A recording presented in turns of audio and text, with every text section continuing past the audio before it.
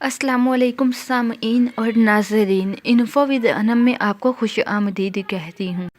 مزید ناول سننے کے لیے، خواب کی تعبیر جاننے کے لیے اور بہت ساری دوسری معلومات کے لیے چینل کو سبسکرائب کر کے بیل آئیکن کو دبا دیجیے تاکہ آپ کوئی بھی ویڈیو ہماری سب سے پہلے حاصل کر سکیں۔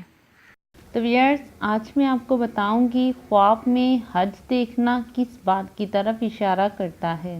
حضرت ابن سیرین رحمۃ اللہ علیہ نے فرمایا ہے، اگر خواب میں دیکھے کہ اس نے حج کیا ہے تو اللہ تعالیٰ اس کے نصیب میں حج کرے گا۔ اگر بیمار یہ خواب دیکھے تو وہ شفا پائے گا۔ اگر قرض دار ہو تو قرضے سے فارغ ہوگا، اور اگر مسافر دیکھے تو سلامتی سے واپس آئے گا۔ اور اگر خواب میں دیکھے کہ حج کو گیا ہے اور حج نہیں کر سکا تو اس بات کی دلیل ہے کہ عمر دراز ہوگی اور کام نظام سے ہوگا۔ حضرت ابراہیم کرمانی رحمۃ اللہ علیہ نے فرمایا ہے کہ اگر خواب میں دیکھے کہ حج کو گیا ہے اور حرم شریف میں لبیک کہتا ہے تو دلیل یہ ہے کہ اس کو خوف اور ڈر ہوگا، اور اگر دیکھے کہ حج اس پر واجب ہوا ہے تو دلیل یہ ہے کہ کسی سے صلح کرے گا، اور اگر دیکھے کہ خانہ کعبہ میں نماز پڑھتا ہے تو اس بات کی دلیل ہے کہ بزرگوں سے نفع پائے گا اور اس کا کام بہتر ہوگا۔